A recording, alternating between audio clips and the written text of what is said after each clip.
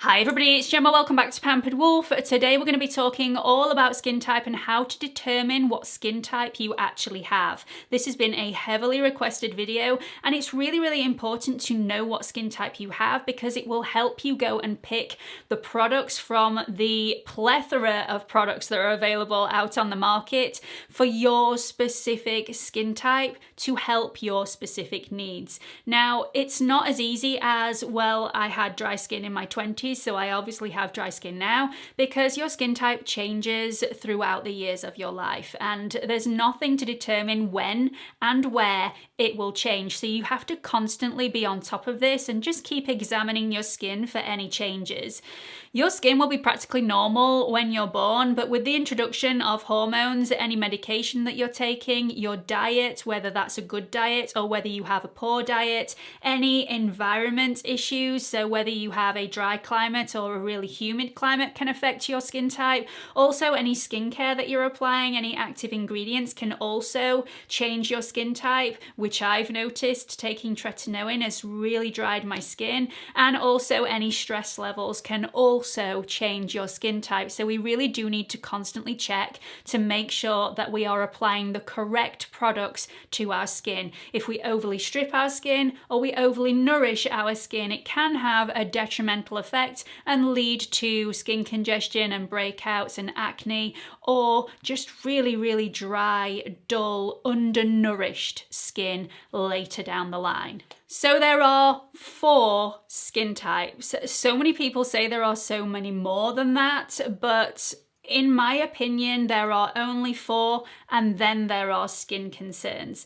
I get people all the time telling me that, well, I need your mum to try this product because she has mature skin and I have mature skin. So if she likes it, I'm going to like it as well. And that's actually not the case. My mum's skin type isn't mature. My mum's skin type is combination, but she has a skin concern that is mature. So there are actually only 4 skin types. There is a normal skin type, which you are very lucky if you have a normal skin type. It's very well balanced. You have a dry skin type, an oily skin type, or a combination skin type. Now, a combination skin type can be a combination of quite a few things. So you can have normal skin with patches of dryness. That's one form of combination. You can have normal skin with patches of oiliness, which is a really common combination skin.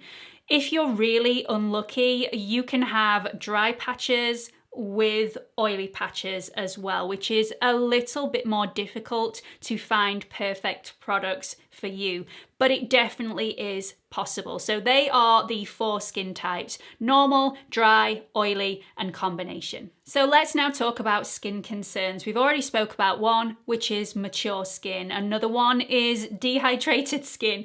I've lost count about how many people came into the clinic where I worked there and I asked them what skin type they had and they said it's dehydrated.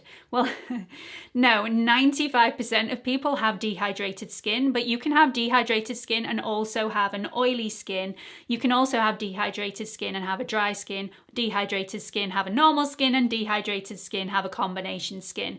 Dehydration means a lack of water, whereas dry skin is a lack of oils in the skin, and oily skin is an abundance of oil in the skin, but you can still have a lack of water in the skin. So dehydration isn't actually a skin type, definitely a skin concern. So we've got mature skin, we've got dehydrated skin. There's also sensitive skin and acne prone skin. So let's just go back and talk about sensitive skin for a second, because I think it's really important to mention that as an esthetician, I treat everybody's skin as if it's sensitive. Your skin is the largest organ in the body. It should be handled and treated with care. You shouldn't throw absolutely everything at it and expect it not to eventually have a bit of a meltdown, because that will eventually happen. It might not have happened yet, but it will happen later on down the line if you're not careful. So I treat everybody's skin as if they're sensitive. But when somebody in front of me says that they have sensitive skin, we have to go into that in further detail.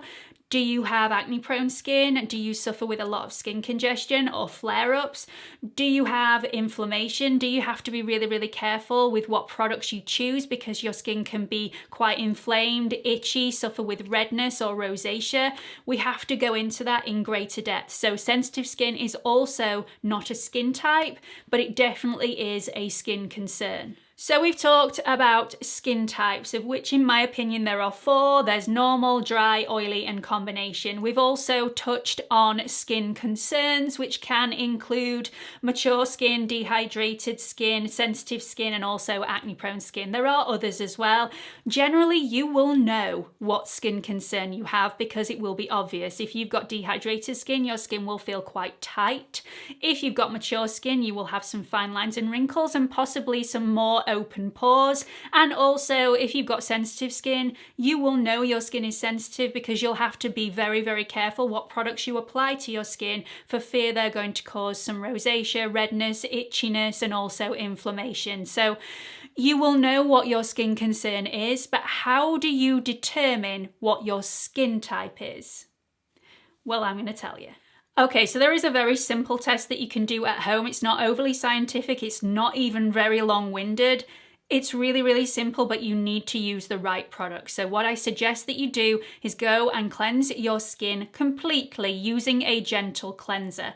If you have an oily skin, if you feel like you have an oily skin anyway, and you want to check if you're correct, and you're using a cleanser with a salicylic acid in or any glycolic acid or any other active ingredients that you feel help your oily skin, I don't want you to use that cleanser because it can affect the test. So just use a gentle foaming cleanser.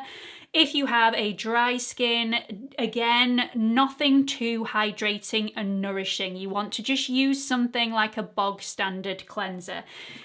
For oily skin, I really do recommend the Simple Micellar Facial Gel Wash. As you can see, this one is heavily used. It does actually say that this is for dry and sensitive skin. This one works for oily skin as well. It's absolutely fantastic, but it won't overly strip your skin. So it will allow the test to go ahead without your cleanser actually affecting the test and the results of the test. So this one is the Water Boost range and I got this one from my local Asda. Absolutely fantastic.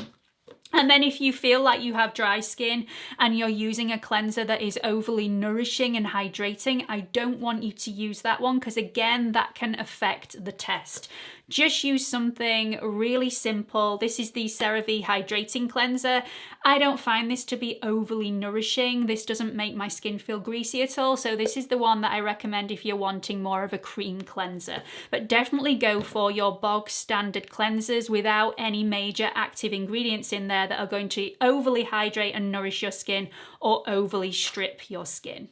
So once you've done that, I want you to wait 30 to 60 minutes. This is really, really important. So don't add any skincare within that time. Just cleanse your skin, pat your skin dry, and go and get on with something else. Wait up to 60 minutes and then go to a mirror and actually look at your skin. If after 30 to 60 minutes, there really is very little change in your skin, you don't have any shiny skin, you don't have any of that sandpaper texture on your skin, the likelihood is you have normal skin. Hallelujah, well done to you, pat yourself on the back. You can lead your life really happily for the time being until your skin type changes.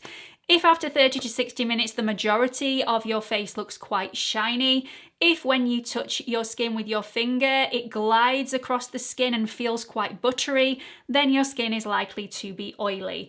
On the reverse, if your skin looks quite dull, if it's quite textured, if it feels a little bit like sandpaper and you feel that dryness and tightness over the majority of your skin, then your skin is more likely to be dry. If you have bits of everything or bits of some and bits of others, then your skin is combination. So if you do have some rough patches and then everywhere else is normal, then you have normal dry combination skin. If you have some normal skin and some of your skin is shiny, then you have oily combination skin. And if you have some shine but also some dry sandpapery textured skin, then you have dry, oily combination skin. And unfortunately, for the time being, you are one of the unlucky ones. There are other ways of determining your skin type. Skin type isn't a straight down the line scientific route. You won't, if you've got dry skin, just have really, really dry skin. There are differing degrees of dry skin. Some people will have only slightly dry skin, whereas other people will be unlucky and have really dry, sensitive soreness on the skin. So also there are differing degrees of oily skin, and you'll be able to determine this by what your makeup looks like at the end of the day. If you start the day absolutely fine and your makeup's falling off your face by the end of the day, then it's likely that you do have oily skin.